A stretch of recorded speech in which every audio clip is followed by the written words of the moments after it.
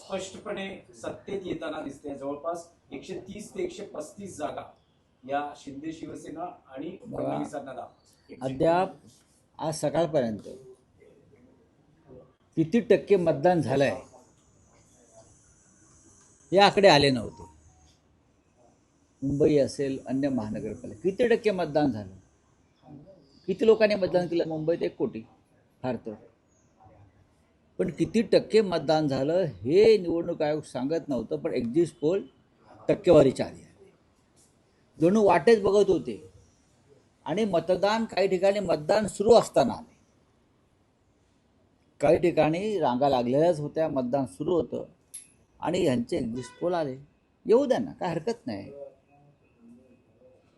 Exit poll येऊ द्या, अजून काही पोल येऊ द्या. लोकांनी मतदान केलेलं आहे. मतदानात ज्यांना घोटाळे करायचे त्यांनी ते केलेले आहेत. प्रचंड पैशाचं वाटप नक्कीच झालेलं आहे. शाई पुसली गेलेली आहे. तरीही आम्ही खात्रीनं सांगतो, निकाल लागू द्या, मतमोजणी सुरू होऊ द्या.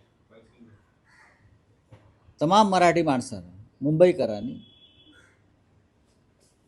शिवसेना, महाराष्ट्र नवनिर्माण सेना आणि राष्ट्रवादी काँग्रेस शरद पवार यांच्या युतीला मतदान केलेलं आहे.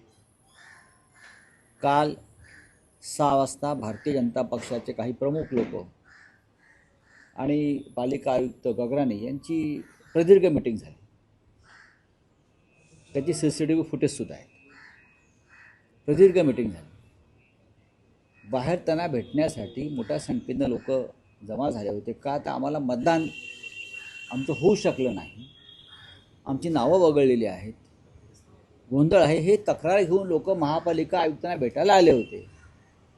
आणि सांगण्यात आलं की महापालिका आयुक्त कार्यालयात नाहीत, पण ते दुसऱ्या एका खोलीत बसून भारतीय जनता पक्षाच्या लोकांबरोबर बैठक घेत होते. हे आता समोर आलेलं आहे. आता कोणी काही म्हणू द्या, कशा करता या बैठका घेताय तुम्ही राजकीय पक्षांबरोबर? तुमचा काय अजेंडा ठरला आहे? कशा करता? काल ज्या प्रकारच्या तक्रारी या नवीन नाही आहेत. भारतीय जनता पक्षाचं राज्य महाराष्ट्रात देशाला आल्यापासून या नेहमीच्या तक्रारी, EVM मशीन बंद पडणं, तुतारी दाबले की कमळाला मत जाणं, मशालीचं बटनच दाबलं न जाणं, या तक्रारी आताच आहेत का? या तक्रारी वर्षानुवर्षाच्या आहेत. आम्ही म्हणतो बॅलेट पेपरवर निवडणुका घ्या. तुम्हाला निष्पक्ष निवडणुका हव्यात ना, मग बॅलेट पेपरवरती घ्या निवडणुका. स्थानिक स्वराज्य संस्थांच्या निवडणुका मतपत्रिकेवर घ्यायला काहीच हरकत नाही. पण त्या घेतल्या नाहीत. तरी आम्ही एका जिद्दीनं मतदानाला आणि निवडणुकांना सामोरं गेलो. माननीय उद्धव ठाकरे, माननीय राज ठाकरे, राष्ट्रवादी काँग्रेसचे नेते आम्ही एकत्र प्रचार केला, लोकांपर्यंत पोहोचलो. आता काय निकाल बाहेर पडतो याची आम्ही सुद्धा प्रतीक्षा करतो आहोत. लोकशाही आहे. जरी सत्ताधारी लोकशाही मानत नसले तरी आम्ही लोकशाही मार्गाने निवडणूक लढवलेली आहे. या एक्झिट पोलच्या हाकीतानंतर किंवा अंदाजानंतर आजही तुम्ही आत्मविश्वासानं सांगाल की मुंबईचा महापौर हा ठाकरे बंधूंचाच होईल? बघा, आम्हाला पूर्ण खात्री आहे. लोकांनी केलेलं मतदान जर EVM मशीनमधून गायब केलं नसेल तर ठाकरे बंधूंचाच महापौर होईल. पण आम्हाला खात्री आहे की किती केलं तरी लोकांनी मोठ्या संख्येने आम्हाला मतदान केलं. ह्यांच्याकडे पूर्ण यंत्रणा आहे. म्हणून ते खात्रीनं सांगतात ना, 140 जिंकतोय, 200 जिंकतोय. आमचा आकडा हा फार सौम्य होता की आम्हाला बहुमत मिळत आहे. नक्की घेऊ, काय घेणार नाही. जे सोबत येतील मुंबई वाचवण्यासाठी किंवा भाजपला रोखण्यासाठी, त्या सगळ्यांची मदत घेतली जाईल. आणि मदत घेण्यापेक्षा हे सगळे पक्ष स्वतःहून पुढे येतील. काल दिवसभरात शिवसेना, उद्धव बाळासाहेब ठाकरे पक्ष, महाराष्ट्र नवनिर्माण सेना पक्ष आणि विरोधी पक्षातले सहकारी ज्यांनी आक्षेप घेतले, शाई पुसली जाणं, मतदानाच्या प्रक्रियेत काही अडथळे निर्माण होणं, मुख्यमंत्री देवेंद्र फडणवीस असं म्हणतात पराभव दिसू लागल्यानं ही कारणं सांगितली. मुख्यमंत्र्यांनी पत्रकार परिषदही त्याचाच भाग आहे. मुख्यमंत्र्यांनी मुख्यमंत्र्यासारखं वागावं आणि बोलावं, हे आम्ही वारंवार सांगतो. त्यांनी मोदींसारखं वागू नये. मोदी प्रधानमंत्र्यासारखं वागत नाहीत, बोलत नाहीत. निदान सुशिक्षित संस्कारी अशा राज्याच्या मुख्यमंत्र्याने, पुरोगामी महाराष्ट्राच्या मुख्यमंत्र्याने आपण या राज्याचे मुख्यमंत्री आहोत या पद्धतीनं वागावं. शाई पुसली जाते आणि त्या संदर्भात तक्रारी आहेत हे शेवटी काल निवडणूक आयोगाला मान्य करावं लागलं आणि त्या संदर्भात त्यांनी जी शाई कंपनी आहे त्याचे चौकशीचे आदेश दिले. मार्कर कधीपासून आला असा एक टिपका आमच्यावर लावत होते ना. निवडणूक आयोगानं सांगितलं की शाई पुसल्याच्या तक्रारी आहेत आणि शाई पुसली जाते याचं प्रात्यक्षिक आम्ही पाहिलं. हे निवडणूक आयोग सांगते आणि मुख्यमंत्री खिल्ली उडवत आहेत. याचा अर्थ डालमे कुचकाला आहे 100%. दुबार मतदानासाठी केलेली स्टॅटिक्स होती असं वाटतं की शाई पुसणं याच्यासाठी काही करू शकतात. हे सत्ताधारी जे आहेत हे निजामाच्या प्रवृत्तीचे आहेत. यांचं सरकार हे पोलीस ॲक्शन घेऊनच मोडावं लागेल, सशस्त्र क्रांती करावी लागेल. अशा प्रकारची लोकशाही या देशात आणि जगात जेव्हा जेव्हा आली तेव्हा लोकांना बंड करावं लागलं, लोकांना रस्त्यावर यावं लागलं, बलिदान द्यावं लागलं आपला देश, आपलं राज्य आणि आपली लोकशाही वाचवण्यासाठी. आणि भारतीय जनता पक्षाच्या लोकांनी ही वेळ या देशाच्या जनतेवर आणलेली आहे. हां, राऊत साहेब, पण निकाल जाहीर होण्याआधीच महायुतीतले अनेक नेते हे सोशल मीडियावर त्यांच्या विजयाच्या संकेतांच्या प्रतिक्रिया देऊ लागले. याचाच अर्थ असा आहे की त्यांनी जी काय घोटाळे केलेले आहेत ते घोटाळे यशस्वी होत आहेत ही खात्री पटल्यानेच ते असं करतायत. नाही तर पूर्वी आम्ही प्रत्यक्ष मतमोजणी होईपर्यंत थांबायचो, आताही थांबलेलो आहोत आम्ही. प्रत्यक्ष मतमोजणी होईपर्यंत आम्ही थांबायचो शेवटपर्यंत की आता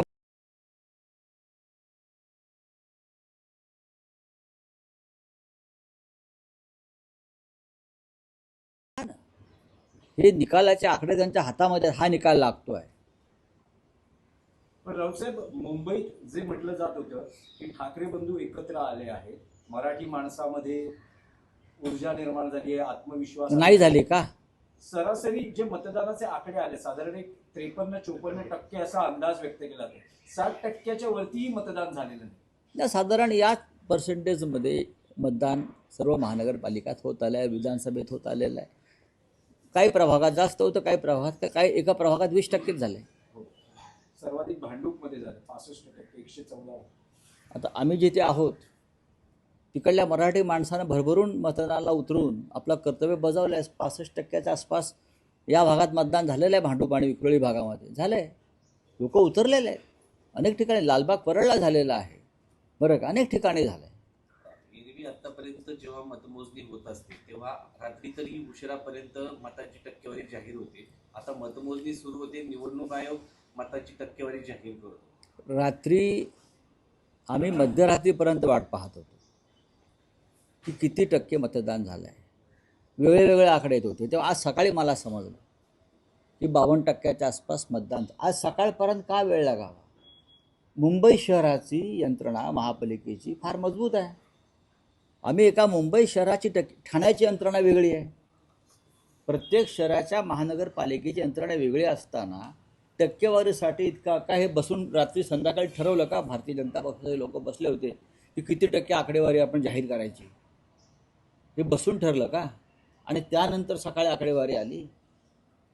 राऊत साहेब, तुम्ही म्हणाल की भाजपचे काही नेते महापालिका आयुक्तांना भेटले, काही बैठक झाली, तर ह्या काही निकाला आधीच सत्ता स्थापनेच्या हालचाली सुरू झाल्या. नक्की अजून निकाल लागायचे आहेत. आम्हाला पूर्ण खात्री आहे की आमचाच महापौर बसेल, पण तो महापौर बसवला जाऊ नये म्हणून आता मतमोजणीच्या वेळी काय घोटाळे करतात का? काल त्यांनी प्रचंड घोटाळे केले वॉर्डामध्ये की मराठी मतदारांना मतदान केंद्रापर्यंत जाता येऊ नये. त्यांची नावच वगळली गेली, त्यांचे पत्ते बदलले गेले, त्यांचे फोटो बदलले गेले. हां, वोटर ID कार्ड ज्यांच्याकडे आहे त्यांचं नाव मतदार यादीमध्ये नाही. अशी साधारण हजारो तक्रारी काल संध्याकाळपर्यंत आमच्याकडे आल्या. तुमच्याकडे आज ईडी CBI अशी काही एंट्री होऊ शकते कशामध्ये? निकालानंतर नाही, बघू ना. नगरसेवक फोडाफोडीचे प्रकार होते का? नाही, आमचे कोणी फुटणार नाही. काँग्रेस नाही, काँग्रेसचेही फुटणार नाही. जे आता राहिलेले आहेत ते कडवट आहेत. चला सर बोल। वोटिंग के टाइम पे देखा गया कि बूथ पे एक शिवसेना का पोस्टर लगाया गया था और नाम जो है वो लिस्ट में से गायब थे। ये आप किससे देखते हो? देखिए बात ऐसी है कि मुंबई जैसे शहर में जो वोटिंग पैटर्न चलाया सरकार ने, ये बेहद गंभीर बात है। हजारों लोगों के नाम गायब रहे जिसने विधानसभा में वोट किया है, और ऐसे एरिया से वोट गायब हो गए जहां शिवसेना को या महाराष्ट्र नवनिर्माण सेना को या कांग्रेस को वोट हुए, वहाँ से हजारों लोगों के नाम गायब हो गए। ये पहली बात। दूसरी बात, ईवीएम मशीन बार बार बंद होती रही बहुत से प्रभागों में। जहाँ राष्ट्रवादी कांग्रेस को बटन दबाया गया है वहाँ कमल के ऊपर लाइट ऑन होती है। वैसा मशाल का हो गया, वैसा इंजन का हो गया। और चुनाव आयोग के जो लोग हैं वो हमारी शिकायत सुनने को तैयार नहीं। सर वोटिंग कल शाम को 6 बजे तुरंत ये वोटिंग खत्म होने के बाद मुंबई महापालिका के कमिश्नर और बीजेपी के लोगों में, वरिष्ठ लोगों में एक मीटिंग हो गई। क्यों हो गई? कोड ऑफ कंडक्ट चल रहा है, आचार संहिता चल रही है। आप 1.5 घंटे तक कमिश्नर के साथ बैठते हो और क्या तय करते हैं? आज का जो रिजल्ट है वो आपने तय किया। ये बहुत गंभीर बात है। सर वोटिंग परसेंटेज अभी तक नहीं आया था, सुबह तक नहीं आया। देखिए वोटिंग परसेंटेज सुबह तक नहीं आया, लेकिन कल शाम को 5 बजे से एग्जिट पोल आना शुरू हो गया। हम लोग इंतजार कर रहे थे वोटिंग परसेंटेज का, और उससे पहले एग्जिट पोल आ गए। ये क्या तमाशा है? कुछ जगह पर वोटिंग चल रही थी, क्योंकि बड़ी बड़ी कतार लगी थी, क्यूज लगे थे, लोगों की भीड़ थी बूथ पर। और यहाँ एग्जिट पोल बीजेपी ने धड़ाधड़ डालना शुरू कर दिया, और हम लोग जीत रहे हैं, हमारा मेयर हो रहा है, ये नाचना गाना शुरू हो गया उनका। ये कौन सी डेमोक्रेसी है? सर आपका मेयर आएगा, आपको लगता है कि 100% आएगा। देखिए हमने लोगों को पूरा भरोसा दिया है कि डरो मत। ये भारतीय जनता पार्टी वाले, ये शिंदे वाले, अजित पवार वाले चाहे कितनी भी बुरा काम करें, लेकिन आप डरो मत। आप लोगों ने वोट किया है हमको। अब अगर ईवीएम से वोट गायब किया तो अलग बात है, लेकिन हमें लगता नहीं। चलिए, थैंक यू। सर मणिकर्णिका घाट तोड़ा जा रहा है वाराणसी में, और कॉन्ट्रैक्टर के लिए वो तोड़ा जा रहा है ऐसा कहा जा रहा है। एक अहिल्याबाई होलकर इस देश की एक बहुत बड़ी विरासत है। उनकी विचारधारा, उनका प्रशासन, उनका काम, एक योद्धा थी, महाराष्ट्र से थी। काशी में बहुत से सामाजिक कार्य अहिल्याबाई ने किया, धर्मशाला, घाट बांधे। अब नई सरकार जो आई है योगी जी की, उसने तोड़ना शुरू कर दिया है। मुझे बहुत दुख हो गया कि अहिल्याबाई का एक स्टैचू भी तोड़ दिया है। अहिल्याबाई का स्टैचू तोड़ दिया, हाँ, उनका काम खत्म कर दिया पूरा, वहाँ जो रखा था, किया था।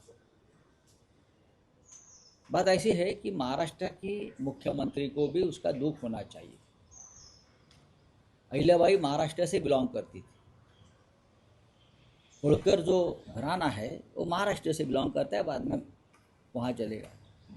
मध्य प्रदेश की जनता को भी गुस्सा आना चाहिए, और महाराष्ट्र के मुख्यमंत्री ने भी योगी जी से बात करनी चाहिए। लेकिन अभी तो सब टूट गया, उनका स्टैचू तक तोड़ा, पुतला तक तोड़ दिया। हम लोग क्या कर रहे हैं हम लोग? चलो।